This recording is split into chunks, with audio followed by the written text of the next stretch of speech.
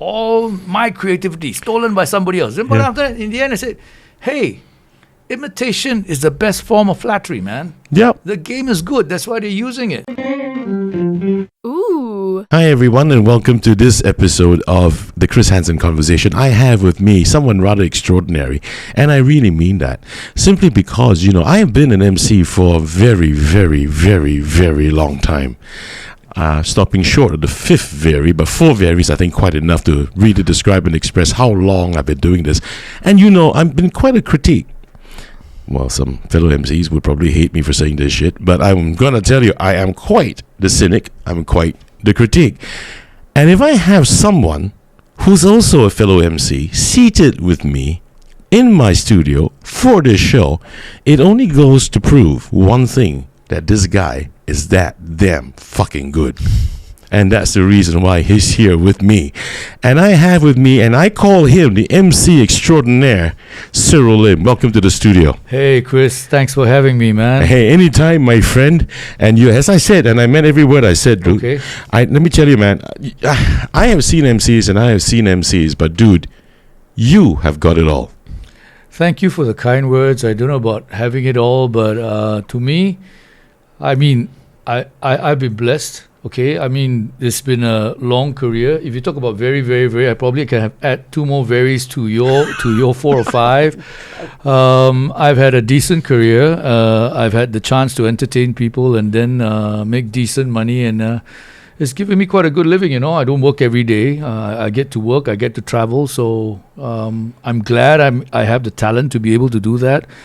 And in fact, before coming on your show today, I worked again. And, and it's good to have work after on May Day, yeah, man, May Day where people rest, I work. But I'm happy to have work. You're an MC, so our plight because of the past. The pandemic? The pandemic, yeah. Basically, we had no work for quite a bit, and now I tell people I'm happy to have work. So it's okay to labor on Labor Day, huh? Oh, it's always good to labor. Yeah, okay. Yes. Today is the 1st of May. Today that we're shooting this episode is the 1st of May. Okay, just so you guys know. Yep. Okay, and on Labor Day you labor, and on New Year's Eve you labor. Not really. Really? Not really. In the past, yes, but I kind of think these days, New Year's Eve, there are a lot more.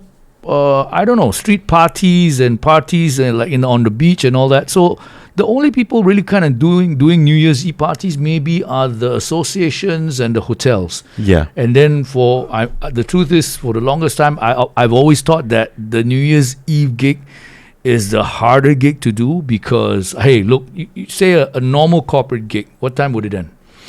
What time does it end these days? Because people don't dance anymore. Yeah, and just corporate gig. Don't say D&D. Corporate gig. Okay, corporate gigs. Okay, now there's a differentiation now. It's called corporate gigs. Okay, right? okay. See, this is how long I've been out of the game. All right. Okay, so corporate gigs probably, I would think, somewhere in the tune of about, say, 10:30. Yeah, you got it spot on. Sometimes even 9+ because we're talking about people coming into work. They start early, those retailers and partners. Sometimes they have these. So maybe even 9:45. 10, but you got it around the ballpark 10:30. You talk about what's standard for some MCs, the D&Ds, the dinner and dances. Way back then, hey man, you could even work till midnight in a midnight draw, but these days is less. So these days, I would say even these D&Ds, they end 10+, 11. Hardly. But there's a D now. There's no second D there. It's a dinner, no dance, man. It's a joke. I heard it from other MCs. Maybe even it was Justin. It's no longer, hey guys, it's not a dinner and draw, but it's a dinner and dance. But people don't dance. You mean it's not a dinner and dance, but dinner and draw? It's the other way around, We're right? trying to tell people, please, guy, D&D stands for dinner and dance, not dinner and draw. Okay, come on, no draw and go home. Stay and dance. Why do you think that's a phenomenon today? I think maybe because the kids and all, and kids they want to hang out with maybe when they go out, to the clubs and all that. That's one thing. The other is Unless it's a smaller crowd where everybody knows everybody, and then the culture, then yes, maybe. But well, I've had Kenneth Mark and Sure. Party Man with me Yeah. on one of my episodes, Yes. and it's clearly quite a phenomenon because people don't party the way they used to party. They don't party that hard anymore. Maybe drink, yeah, but party, really, really party. So, I mean, it's even in the club scene, man. I don't know whether that's really happening, whether people are really dancing, having a great time on the dance floor. I don't know because I've not been out to a club for a while now. I mean, the only time I've been probably was to where you talked about Party Man because when he always has some program running, and sometimes one of my personal DJ spins there, and I go and support, but I leave at 10 plus because these days no choice, man. I got to wake up at 5:30 to send my son to school. You, me both, man. 5:30 in the morning, man. We're up, right? Yeah. So coming back to this, I want to. So it ends 10 plus 11, and I find New Year's Eve always you have to work till at least about 1 a.m. because first and foremost you got to get to New Year's, which is midnight, right? Yeah, of course, yeah. You got to get to Countdown, New Year's, which is midnight countdown, and then yeah. after that with the online sign, you still want them to party a little bit, Yeah, and yeah. maybe there's a draw at the end of it all. I don't know. Okay. Okay. So that you got to work hard till about I don't know minimum 12:30 a.m. 1 a.m. Then I say on New Year's Eve everything costs at least double. Of course, yeah. Right? So you're talking about your sound system people, they'll cost double. The performers will cost double. Yeah. So's your fee. So my fee. So I agree.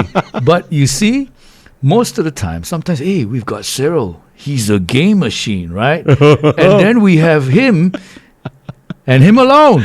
Yep. And I got no performers, no nothing. And you do the whole night. And I've got to do the whole night. And you sweat. Yeah. Because imagine people coming in at 7:30. Yeah. Okay? Yeah. And say dinner, 8 dinner starts. Yeah. Right? So Yeah. 8:30. 8:30, 9:30, 10:30, 11:30 to 12. Okay, let's just say till 11:30 because half an hour you put them on a dance floor to usher in the new year. Right. That's a lot of games. Yeah, well, yeah, but is to me sitting here listening to what you just said, Yes. I wonder what I've been doing wrong, man. Because you know why? For almost, it's been 30 plus years I've been doing this. And of course, not as much as I used to. Okay, by choice. Yep. By choice. Yep. But hey, my average gig, Yep. I am the only performer, like 9 out of 10. And I play games, right? I do the protocol part of the program, the early start of the night, followed by games, from your group games to your couple games to your individual games. Yeah. Then I sing, right? And I do the draws. Yep. And the average time I would end the show, it's 2 a.m. That's why you see you got talent. You can bloody sing. That's not the point. I can't sing. The point is that I when I see the other performers in the program, and I go, oh, thank goodness for that, right? Because it takes a lot of labor off me. Yep. But there wasn't many of those, way back when. We used to just go on and on and on and on, man. So I agree. I'm like same with you. So and performances, let me give me my take on it. Performances also sometimes is hit and miss. You bring a crowd to a certain level, you need at least a decent performer coming in that keeps the crowd at that level or brings it higher. Then it's easy for you to carry on. Easy for the work, Imagine you have a performer come in and bam. Yeah, the whole thing comes down, That performer or the team I've had, and you thought, some dance, and then they come in and then, they're crap. You've got to start building the crowd, the atmosphere all over again. So that's why it's hit and miss. But what I'm saying is New Year's Eve, I work harder. Then I decided, hey, I should just charge premium. So I used to charge premium. Because my rate can go up to like 5 figures. Right. And so for many years, Right. nobody hired me. And then now, that Yeah. is the time of the year Yeah. I kind of go on holiday. Okay. So you bring the rates up, so no one would want to take you in, right? Hey, no. I put it out there, man. My premium is there. You want me to work? Fine. Well, yeah. I just want, okay, exactly, yeah. So exactly. if someone was Yeah. willing to pay Cyril Lim, Yeah. the fee that you're asking Yes, for I New will. Year's Eve, I you will. would work. I will, of You would course, work. So of course. you say you'll kiss goodbye to the holiday. No, I'll come back on the 30th, man. Okay. So my holidays, so this also it's different from back then. Back then, even on Christmas, you get gigs. There were companies that had Christmas Day parties on Christmas Day. Right. But more and more, the corporate companies will rarely do anything during the Christmas week. All the bosses take leave. So even Christmas parties are a little bit before Christmas. Yeah, but you do Christmas parties. I don't. You don't. I mean, me Christmas, too. Christmas parties. Yeah, me too. If they are like, I don't know, a week before Christmas. Yeah, that's fine. Yeah. But on Christmas Day. No, that's my favorite time of the year. Exactly. That's I family refuse time. shows on Christmas Day. I don't know. I've always been away. I've always been away, man. So yeah. I've always made it a point, though. You know, Christmas Eve, Christmas Day, I don't do gigs. Okay. Though admittedly there were the odd one or two occasions that I have for Christmas Eve at least, but Christmas Day, no way. Wow. Yeah, no way. No way. New Year's Eve, beg for it, man. Used to beg for it because, as you said, premium rates. Yes. And it's New Year's Eve, so why the hell not? But I'm curious because we've had our conversations before, of course, off camera, and you said that by nature you're an introvert. I have to correct you, lah. Oh, okay. Okay. In the beginning. Did I read you wrong? No. All I'm saying is, when I was a lot younger, I was super extrovert.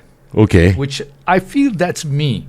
Right. Yeah, I've always wanted to be the life of the party. I was always huge into dancing. So if I'm in a club and my song comes out, I could be on the stage, I could be on the bar, because I know I kind of move good, and people, So I mean, I wasn't that good looker, but I move well, so people look at me. I've always been that way. But because of the nature of my job, which is now 30 odd years, so now I'm a bit different, because at your job, you have to be the life of the party. Right, you have to be that guy. You have to be the man. Right. So much so that these days, when in my off time, more often than not, I'm a little bit more laid back. Laid back, huh? Laid back now. It's called getting old. Why the hell am I on this stupid podcast? I come here and I get get called old. Fuck that, bro. It's about getting old, okay? I mean, it's like you feel like you want to move. You go, even if you listen to a good song, you feel like you want to move, but you're like, fuck that, I'm not going to move. Right? This is what's going on. That's kind of true, because I still can party like a rock star, but the next day, you see me walking, Exactly. I look like an old fart. That's I don't know, man. You walk, and his legs are aching, feet's all going, that kind of shit. So but what made you, honestly, I mean, let's go to the beginning, okay? Sure. The life of Cyril Lim, the stories that you must have. Okay. From the time, I know for a fact that you were an SGI boy. Yes. Okay, let me correct that. Okay. It's the same thing for all the Salians. Okay. Once an SGI boy, always an SGI boy. Am I right? Oh, yes. Well, like once a St. Pat's boy, always a St. Pat's boy. Yes. That doesn't change. Yep. But from there, after that, when you started life, Yep. let's talk about school. Yep. After SGI, what do you do? Where do you go? Well, I made it to junior college somehow.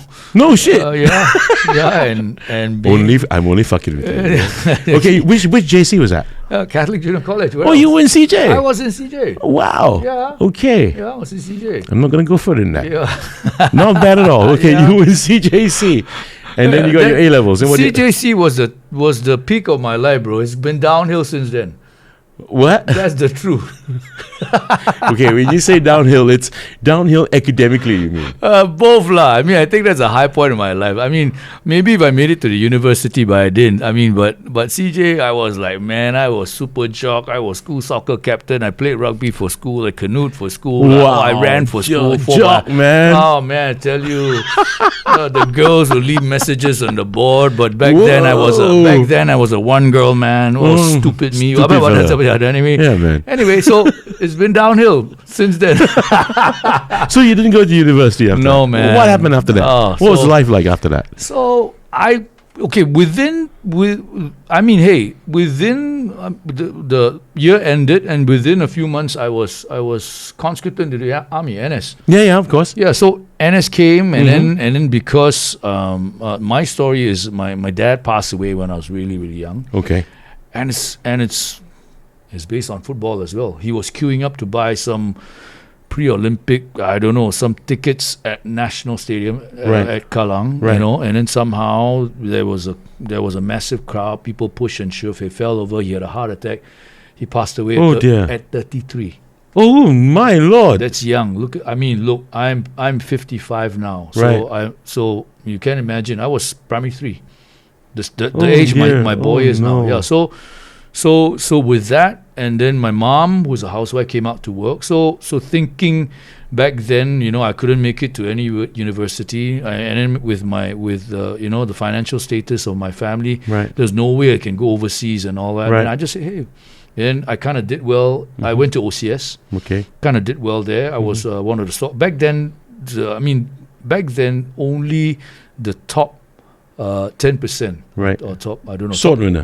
You're sword winner, right? So it changed. I know back then only the sword winners got sword winners, right? Then after that, a few batches later, all officers got swords. Got a sword, yeah. So I was a sword winner, right? So I thought, hey, why don't I become a career soldier? I signed on. Okay, so you became a regular. I became a regular, an officer. Yeah. You signed on. I signed on, yes. Okay. So that took me to.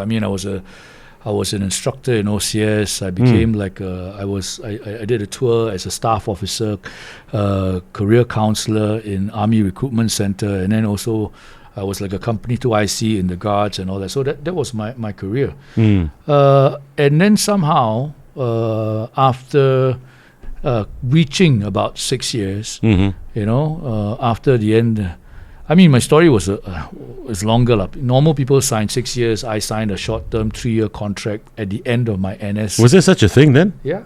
Oh. Yeah. So I was at the end of my 2.5 years. Right. Then they offered me, but I thought I'll take. I don't know how it feels to become a regular. I thought I'd do a short contract. Right. 3 years, which I did, and I did relatively well, and I thought I'll be promoted, which I didn't get promoted. And then so somehow with that, I decided to leave.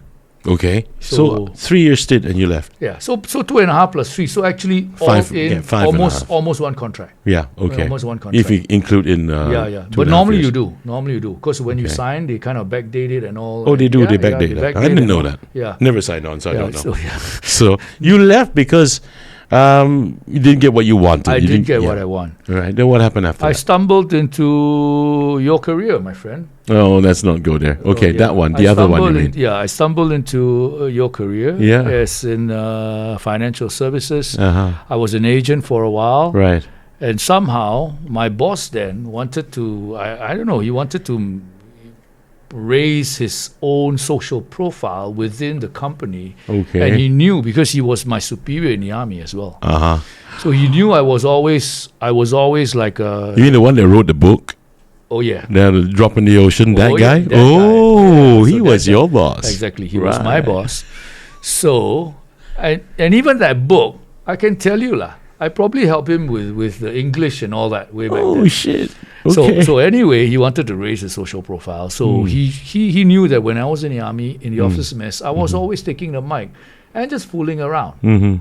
Really, back then I never knew that I could be anywhere of anything. I was just having fun. I would take the mic. Back then there was Vanilla Ice with Ice. Yeah. I could rap it. Yeah, all right, stop, collaborate, and listen. Yeah, you got it. All right. I could even on the weekends when we were at some Europa somewhere with live band, the band can play that song. I'd be invited on stage to rap that song.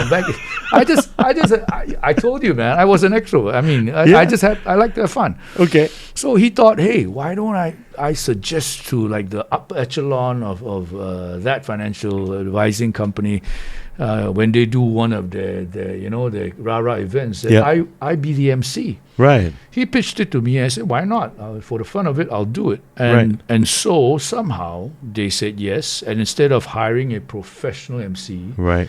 myself and a training department girl, Right. we both co-emceed a huge conference Right. at there was a convention center at the place where Vivo City is now. Okay, Harbour Pavilion. Exactly. So Harbour Pavilion. I think the crowd size maybe 3,000. Yeah.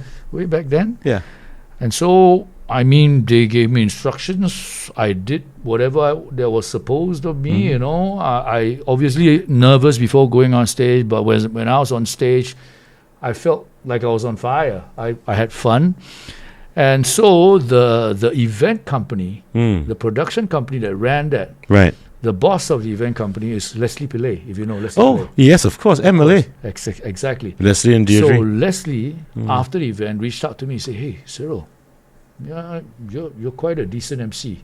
Could we get you to work as an MC once in a while? That kind of just blew me away, opened me up to the thoughts that I could be an MC. I never once thought, although when I was in OCS, when I had like the dining in and the passing out, I remember hiring, not me, but we hired like Hamish Brown, Rod Montero. I watched them, but I never. Hey, Hamish, you're being mentioned. Hey, Rod, you too, huh? Yeah. I never once thought I could. It never occurred in my mind. I'm totally not from the industry. Right. So not like a lot of them who started out DJing and then they say, no, I'm really not from the fraternity in the beginning. Exactly. Yeah. So somehow they reached out to me, and oddly enough, the same time, because back then soccer. I captained my school in CJC, and then we went all the way to A Division. Wow. A Division finals, and we lost to Sundram Muti's team. 1-0. Really, bro? So I was a decent soccer player, and I was playing soccer with another guy who also had a really, really solid event company called The Event Company, TEC. Rings a bell somehow. Okay. Anyway, his name is Ronnie. So I had two good companies. All of a sudden, say, hey, why don't you try and MC for us? And that's how I started. I did not have a video. I did not have like a resume I sent out to people.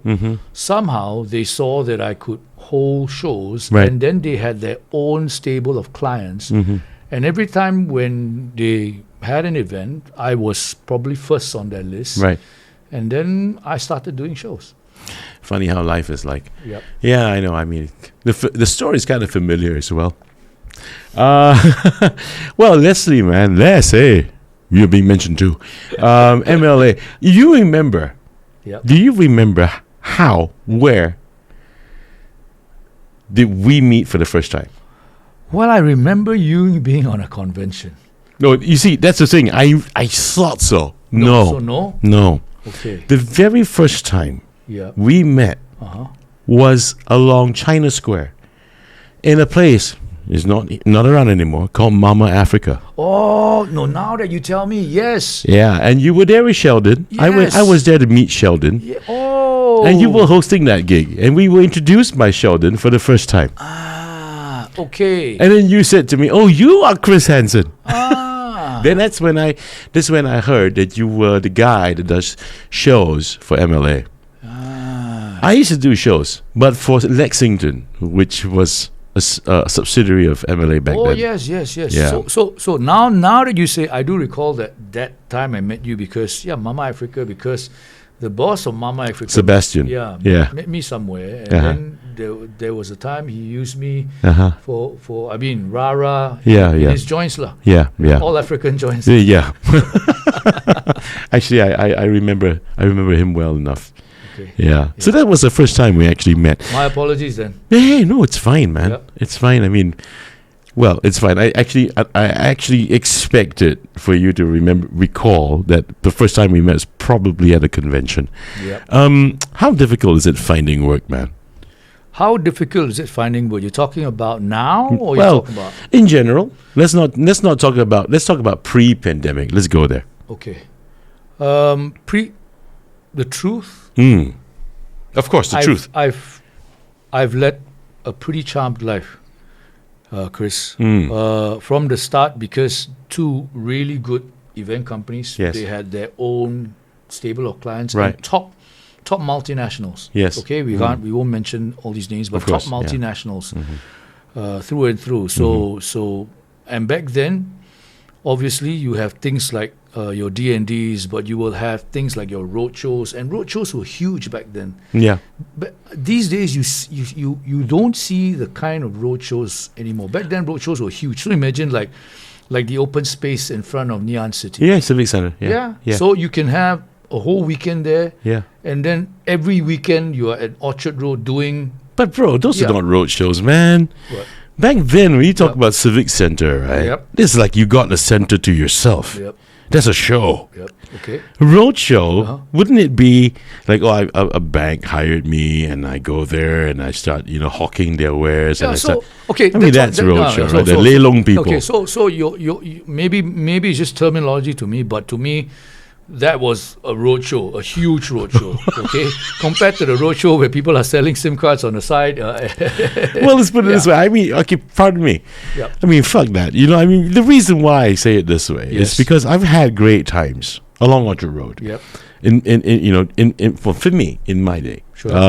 Okay. In the Civic Center, right? When I'm in the Civic Center, and if you call it a road show, I mean, I was singing with Sally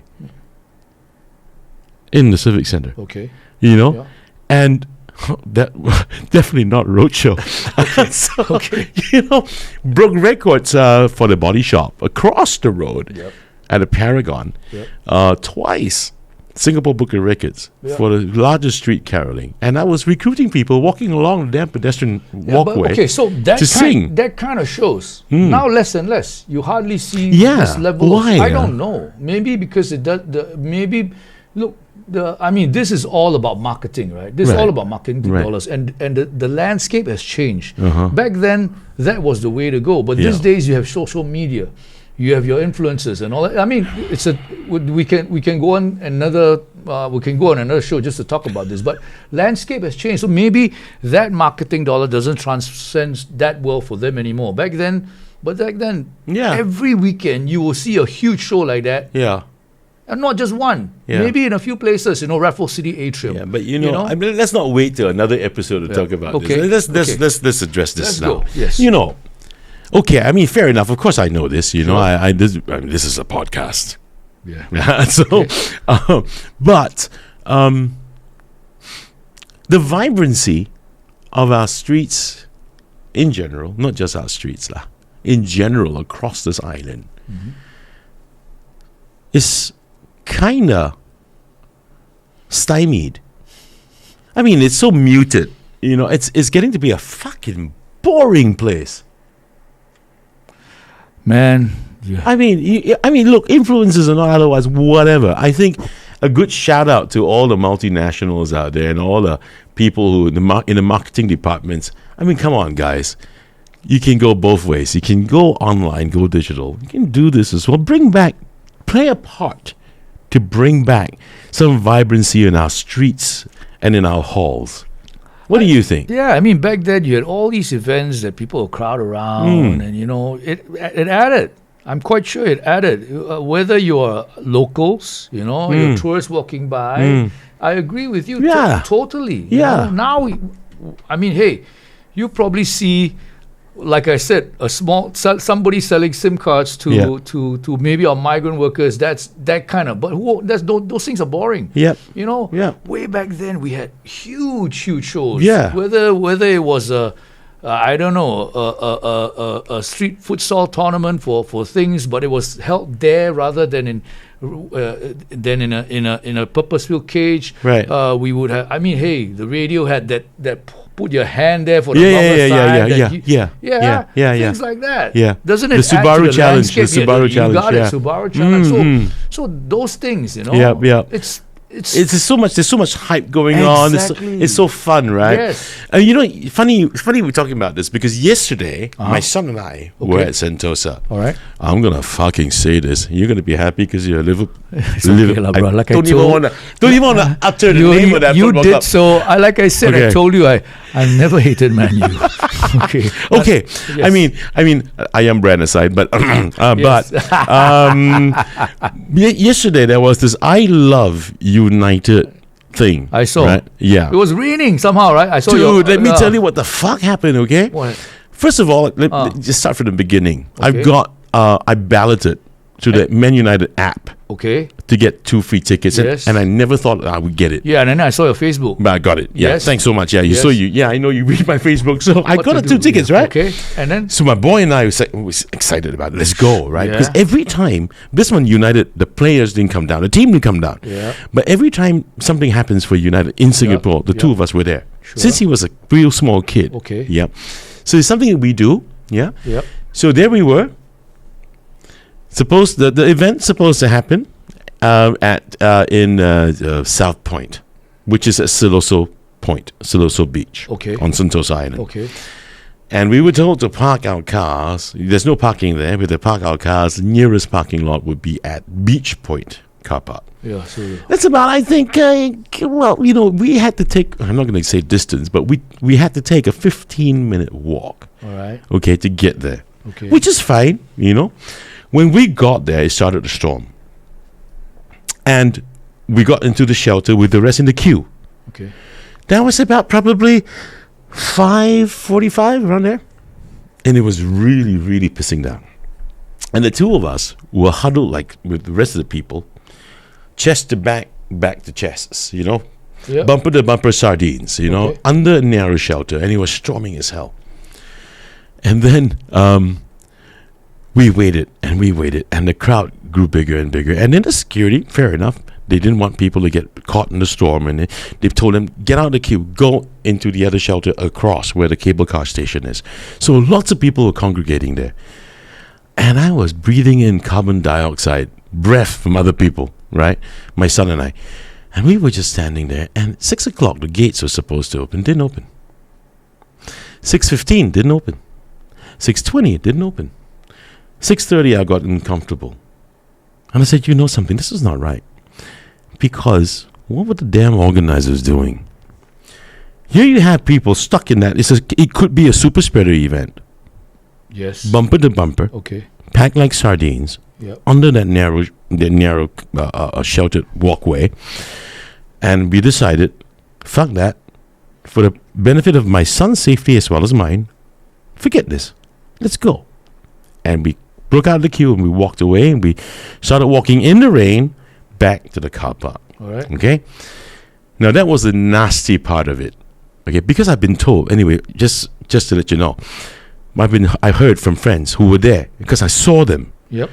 They waited with their kids, and the kids are younger, yeah? Okay. They waited there till 8-ish, to almost 9 before the match started last night. Then they were allowed in. That's 3 hours. Dude, from yeah. From the designated time that Yeah. you were told. Exactly. So, can you imagine if we had stayed in that queue? It would have been nuts. Never mind, that aside. We walked back in the rain to the car park at Okay. Beach Point. Yeah. And along the way, there's a couple of bars and clubs, right? Of course. Rumors and... oh, shucks, I can't remember all. Of course, Coasts. And of course, where Potty-Man is. I saw Potty-Man yesterday, Sandbar, right? Yeah, yeah. And there was a hive of activity, man. There was like music pumping. yeah. And it was great. Yeah. Walking down that boardwalk back to the car park, it was like, whoa. There's a hive of things happening here. There's music pumping, there are people smiling, people having a great time. And when you talked about this, what's happening along Orchard Road, for instance, just as an example, And I said, there's only one place that I can think of where there is something happening, and that's Sentosa, where the bars are, and it's not about, drink culture, whatever. It's not about that. It's about having that vibe that Singaporeans can actually have a good time, and that's something that I know the only place I can think of that exists here in Singapore today is Sentosa Island, along that stretch anyway. I agree with you, but what were the organizers thinking, man? Oh, so no music, no nothing. This has nothing to do with Manchester United Football Club. Yeah, it's got to do with local freaking organizers. No, not I you. Didn't say anything, I know. You're cool. I'm saying the other Ayam brands, all the other scousers watching this show will go, there you see? You see? What kind of a football club is that? Bollocks. So now that all these things have lessened for us, for you. Yeah. And, of course, we all have to make a living, right? You have to make a living. Yep. Do you have any other side gig, man, besides this? Oh, man. I have. That's why I told you, right? I've led a charmed life. You're asking me, is it hard to find jobs through the years? Actually, no, man. I never had a video done. I've never had a website done till recently. And I tell you why. It's just, because back then, every weekend, I was in a major show, not a teeny-weeny road show. Okay, I agree with you. I was in a major show that was proper visibility to people walking around, the vibrancy of Orchard Road or wherever I was. Yep. And people were always coming to me. Okay, back then, hey, you're good. Can we hire you? They could be an organizer for their D&D. They could be whatever, family day. So I was just giving out name cards. And then with that, I just had work. People were just reaching out to me. So all the time, it was people calling me. I truly am lucky. Never thought about that, and that kind of made me lazy. That's the truth. Made me lazy. I've worked all this time, so much so that now, but the pandemic came, and then all of a sudden, from earning decent living, bam, everything shut down. So hey, man. So what did you have to do? No, it was tough. First, obviously, you're depressed. You think about what else you can do, and then you realize there's nothing you can do. I only have A levels. I don't even have a degree. Who would pay an A level? What do you think an A level monthly pay is for anything out there now? Shit, I don't know, man. I got 4 O levels. Okay, so I'm slightly better than you. But now I've got advanced diploma in adult education and all. Well, good for you, bro. I've done that. So wow. I've got a trading cert, and also because of the pandemic, it forced me to go and take courses to earn some money because that was what the government was. So with that, I learned how to build a website, and I built a website on my own. Oh, so the website we see now is built by you? Yes, and I procrastinated about it all these years. I always thought I'll hire some polytechnic guy to come. In the end, I built it on my own, man. Well, awesome, bro. Yeah, so that's why I have something going. And then the social media thing is also because you learn and you realize that, hey, these days, that's currency. That's branding. Yep. If you don't have that, so you have no choice. And that's why I know for a fact being an influencer is no joke. You got to think about content. I don't have that. I don't have that, but I know I have to be on social media, right? Because these days the people they are hiring looks at social media. Just something I'm curious about, man. When you say content is something that you don't have, content is created. But when we go on stage, guys like you, guys like me, we go on stage, we're creating content all the time. I mean, look, I just don't think about content for social media. I'm weak in that. Already I'm lazy. Okay. So you think that there's a fundamental difference between content. I know it's two different things. Sure. What we do on stage live or face-to-face audience. Now we've got to say things like that. No, face-to-face audience. When we do things live, when we run the program, it's all going to be based on what the program calls for. Sure, and that's all agreed in client and event company and the entertainers, right? For sure. Yep. But if you know that you can actually, create content on the fly, on stage, right? And yeah, you're a great games master, dude. Some of the things you come up with, geez, I just ask myself, where the fuck does this guy get his ideas from? Really, man. I mean, really, I kudos, really, because games is it's a real bugbear for everyone. Yeah, to come up with new stuff. That is. Yes. But see, this is the thing. You come up with new stuff. You have content. I have. So why don't you? Why do you see yourself as not being able to come up with content for social media? I don't know, man. Maybe there's a block somewhere, but when it comes to, I mean, just this morning, I came out with just a segment to warm the audience up. There, you see. That I did. That shit I can't do. I don't know. Man. I can't do this. Like I said, man. No, that shit I can't do. Well, this is what I mean. Cyril Lim, Games Master. Yeah. He's got a Games Master show. He comes up, hey, listen, guys, I've got myself this new game. Check this out. What do you think? And then, of course, but then the funny part about the MC world is that, and I've heard this many times, yeah? Why you copy my game, huh? I mean, sometimes I scratch my head, dude. I mean, I will say it boldly in front of you. Yeah. I've stole some of your games. To me, it's fine. To me, I mean, there are people who stole mine. Yeah, the early days, the first time because I came out with the game, right? Mm-hmm. Then other MCs were copying. Obviously, I say, hey, why? Because it's good. No, so that came to me. Yeah, because it's good. Because it's good. Yeah, so that's why But my first reaction was shit.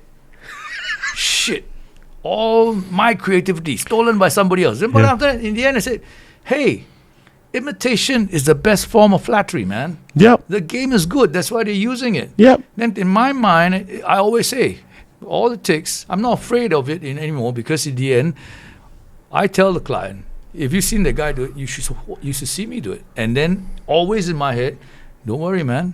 When you hire me, I can always think of something new. Yeah. Yep. So that's what I'm saying. Yep. It could be an idea for Cyril to take on board, something he can do. Because something, not many people can do things like you, where you can come up with a game like that, man. And I know I don't you think do like that. shit, dude. Oh. I mean, I shit break sometimes because I've hosted for this corporate client, I don't know, 5, 6, 7. I think I have to think of something new. All the time, because you cannot be repeating games. I don't want to repeat games. I know. Because as an MC, you when you repeat a game, it's not professional. You feel like you're cheating. Exactly. I never want to. Yeah. That's why I always tell the clients, come on. We're going to have a meeting. We talk about what games you did. Not just me, the MC before me. But bro, how long on average do you think you take to come up with a new game? Wow. How do you work? I mean, I would say this is like, I don't know, people writing songs. Some people write. I mean, I just read Ed Sheeran writes a song.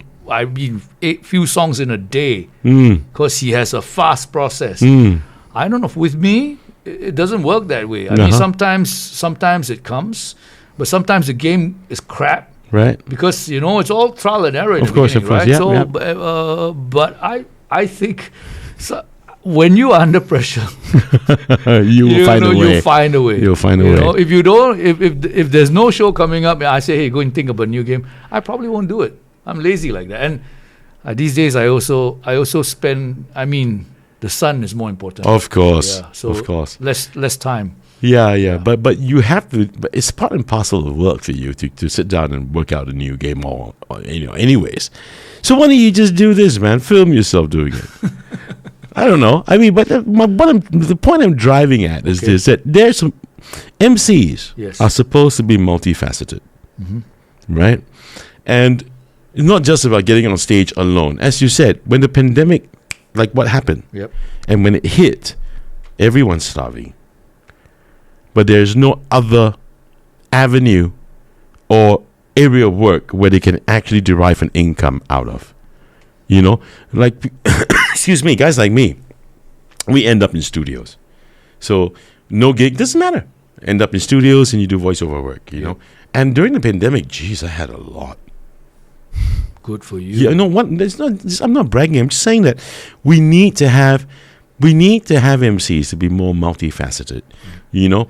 And if it's going to be the social media game, then fine, you know. I mean, content. There's no way MCs can't come up with content. It's a question of whether we want to come up with content, isn't it? On that note, the marketplace, whether it's pre or post-pandemic, doesn't matter. The reflection of the MC in general to the marketplace, whether they are event companies or direct clients or people generally in the audience, what do you think their opinion of the MC is like? Whoa. That's a loaded question, man. Loaded? Really? I don't know. So what? Hit that by me again. So you're asking about... What are people's opinion in general from within the industry Okay. and outside the industry? Okay. In general, would be, do you think, of MCs?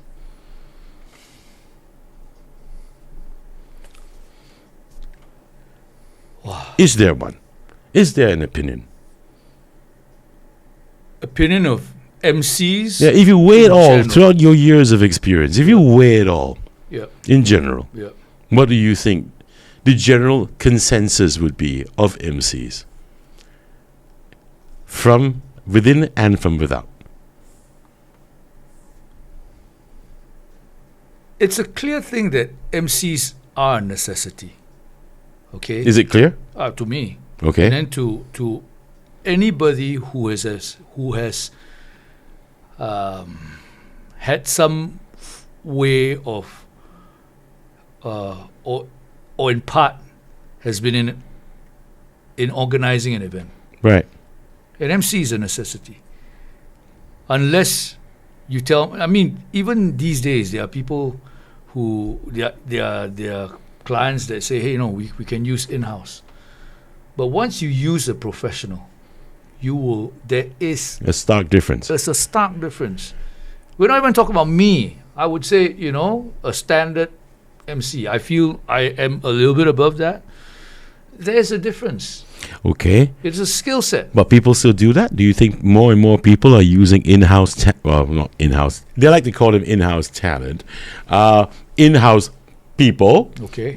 Throw them with this, okay, now you're staff, I'm going to tell you, you're going to do this, and you have to get it done. And, and is it more prevalent, do you think? You ask me what I feel now in the industry is after the pandemic. Now there is a blur. The lines are blurred.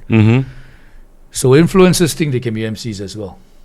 Somebody at home who has done a Facebook Live, unfortunately because of the pandemic, they needed to make bucks. They sell something. They think they can be MCs too. Right. And The then live sellers, you mean? all kind, anybody, Right. anyone who's done a bit of Facebook Live. I'm not even saying Even the guy setting them up with a market of a makeshift portable PA system. they think they can MCs, and then they're putting themselves out there, and then where have you ever heard MCs charging per hour? Now you hear all this. It's all from people like them. So there's a blur of lines, and some of them could even be this in-house people that we're talking about. So that is why I think it will take a bit of time, because you will see that in an event you need a professional MC. Sure, but then again, now that you've raised this, Yes. do you think that a person could be trained to be an MC? Yes. I've not attended your wonderful course. I've seen your Facebook posts. I've seen, I think, some of your graduates. I do believe that any normal person can be trained to be a decent MC. Okay. But to be A cut above the rest. cut above, Yeah. somehow you it's like soccer players. You have To soccer me. players and you have the stars. Yeah, you have soccer players and the stars. You Yeah. have like, a Frank Lampard, a James Milner, and you have the Messi. Yeah, you have the presenters and the personalities. Exactly. Right. So you can train someone Right, to reach a certain level. right. But to be a personality, Yeah. you require a lot more work on your own. Yeah. Now, this cannot be trained. Yes. So it's not about talent then. It's not about innate, natural, I'm born with it talent. I mean, I had it in me, but obviously with that, you do have to hone it. You do have to see for yourself. Yeah, it's you not know. just about that. Then. No. Right, it's not just I about mean, that, right? It's got to be for, work. for myself as well, me and Leslie Pillay, total different, stark contrast kind of MCs. Yeah, But I see the way he hosts, yeah, his Different events, his yeah. formal shows, Yes.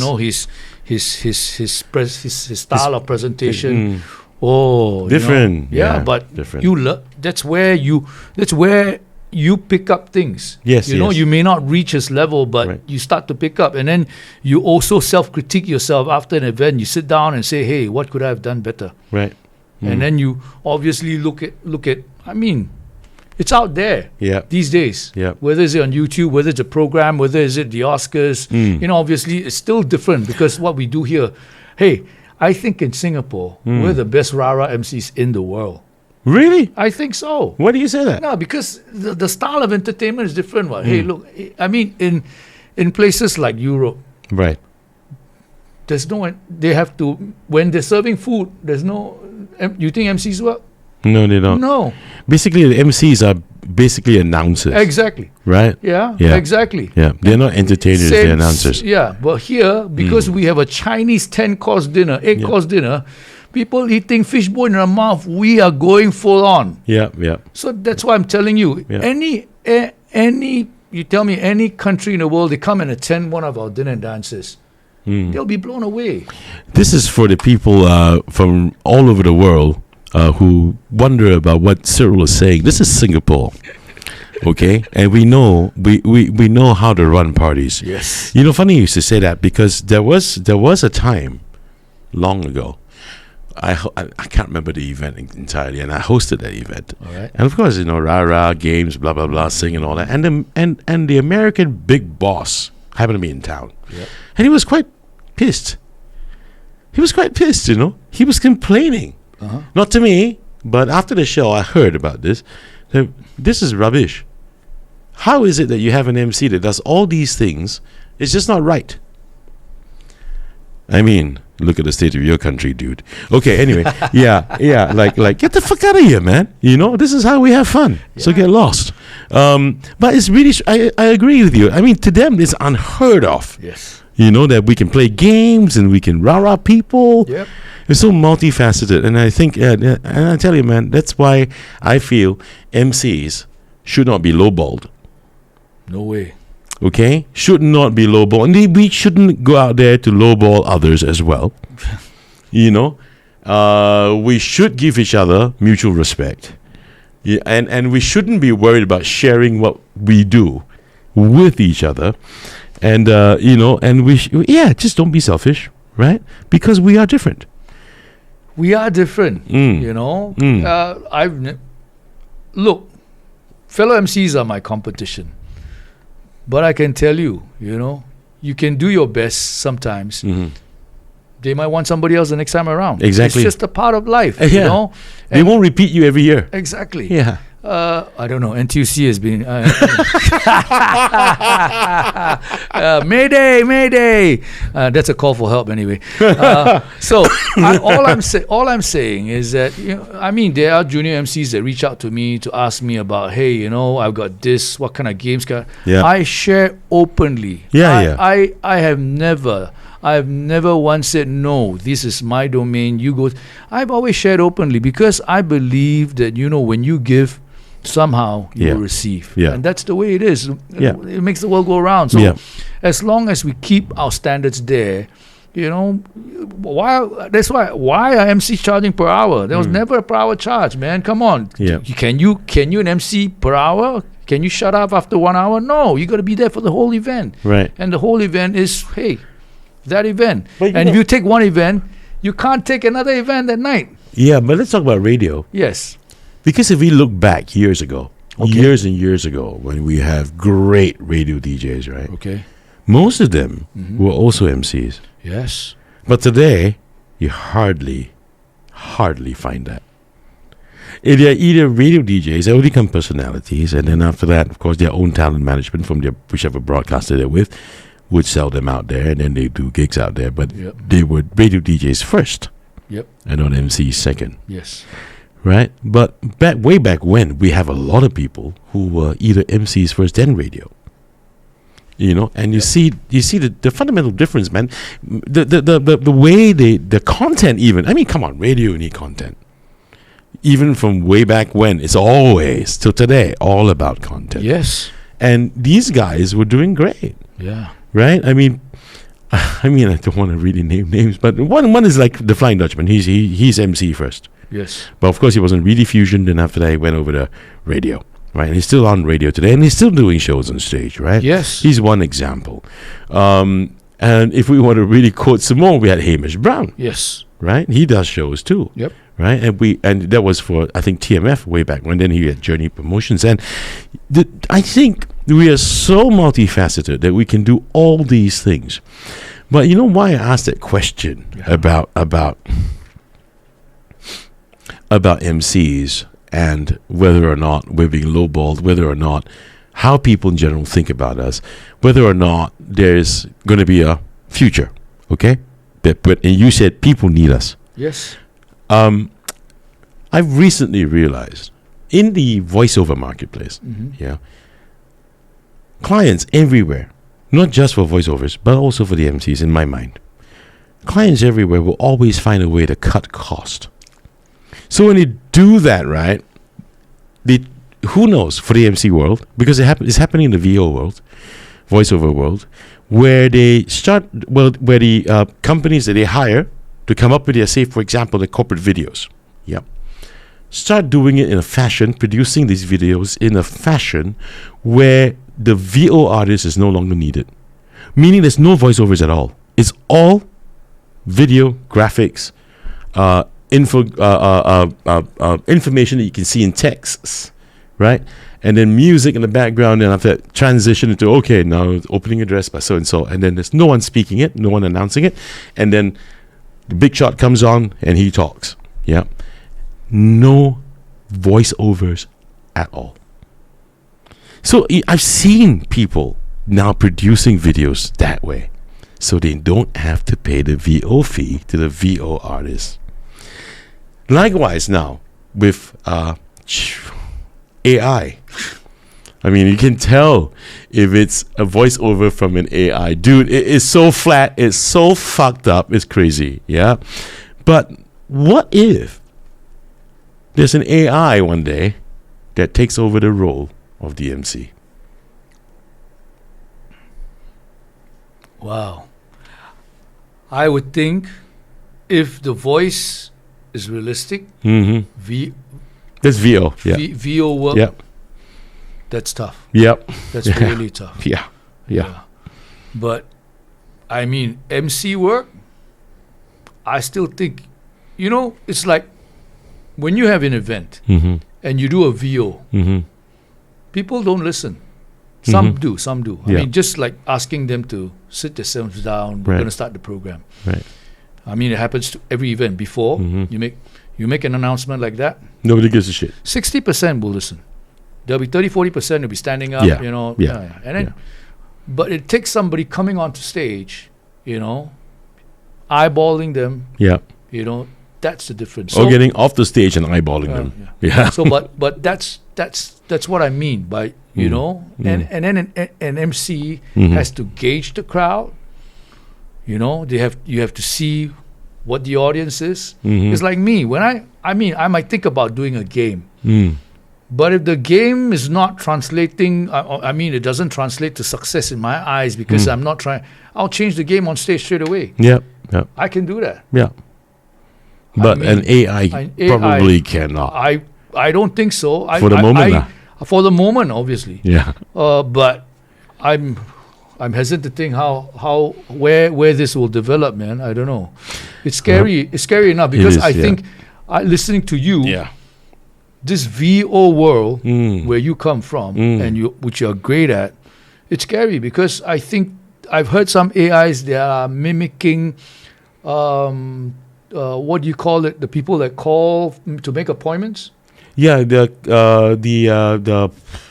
Telemarketers. Telemarketers. Yeah. Some of them are quite realistic, man. Yeah. So that's why I'm saying, hey, but I still believe you need voice in there. It changes the entire, I don't know, video. But the trouble is that the world's embracing AI. And look, don't get me the wrong way, man. I've embraced ChatGPT. Okay, it does great work for me. Yes. I'm training my own ChatGPT to do the stuff I really want, give me the outcomes I'm looking for. Yeah.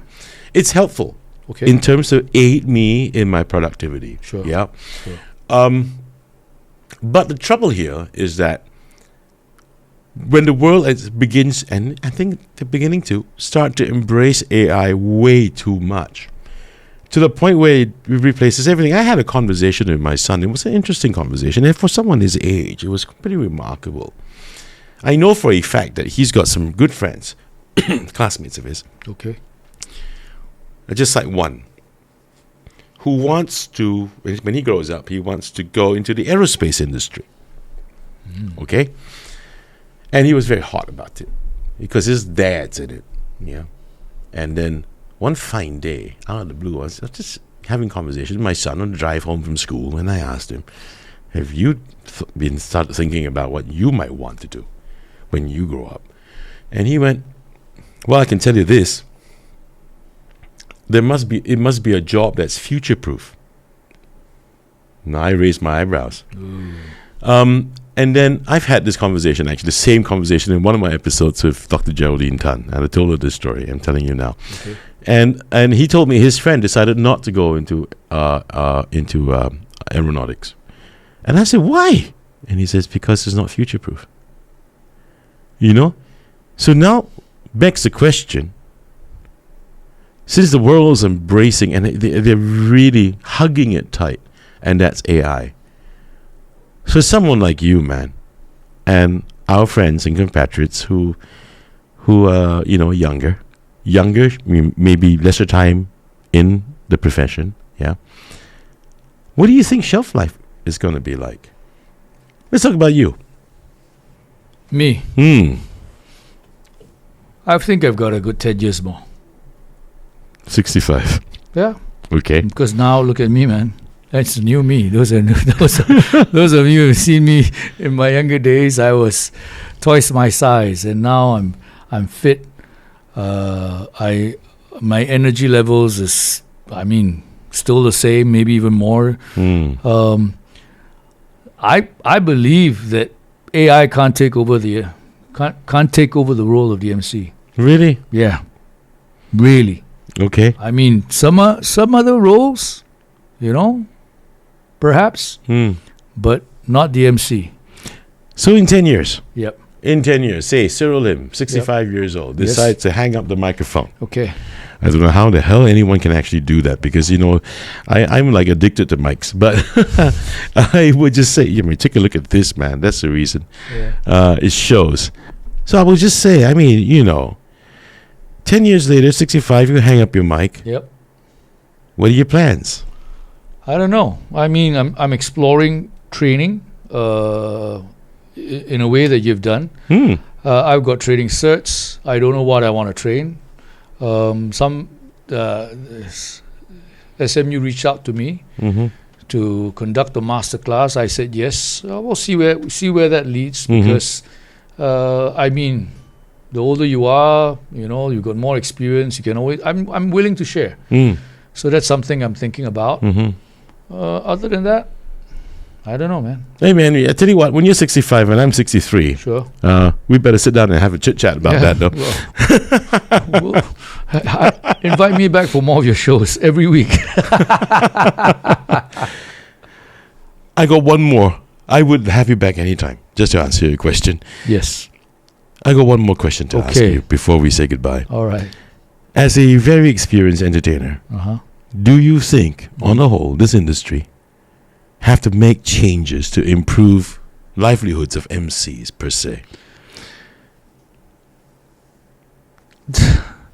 Singapore is weird. Mm. All right. Unfortunately, our market is small.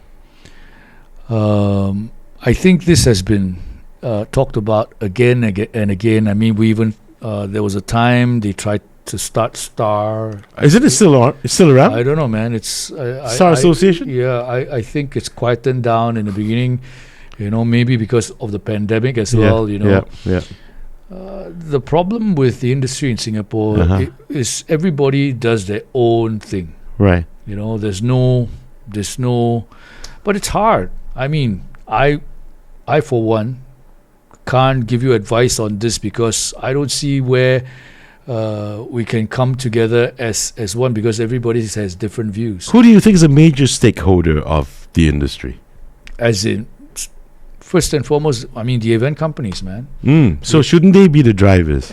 More so than the MCs, in a sense, because the event companies, I think they should take, but I think a lot of them are selfish. So it's a kaki ko kaki And thing, it's also extra work, Yeah, well, Yeah. So I don't see anybody in our industry that wants to. I mean, look at some of the other industries. The people have to take the lead. People who are of somewhere in that industry, they have to take the lead. Yeah. I don't see that in events. Yeah. So you're actually saying they're selfish, huh?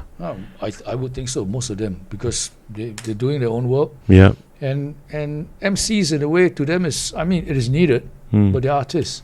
Yeah, they are. Yeah. See, that's the thing I can't stand. I've heard this before. Whether or not it's in the event industry, or whether or not it's in the media industry, right? Yeah. If you're just the artist, you're only the artist, and that's the reason why I asked you that question just now. What's the general opinion of people within and without the industry, of people like us, or even to be, if I want to spread it out, entertainers per se? See, that's the thing. I've had different, Chris. It all depends on who you're working with, and all depends on I've got, because you've been blessed. You've had guys, the event companies, to take care of you very well. Yeah, but for me, I go down there. I never acted like a star. I go down there. I'm there to work. No. Let me give you a Chris Hansen original. If you heard it anywhere else, that's bullshit because it came from me. They can copy. It's fine. I'm not going to grumble about. The saying, the glue that binds the glitter, brother. That's what we are. Yeah.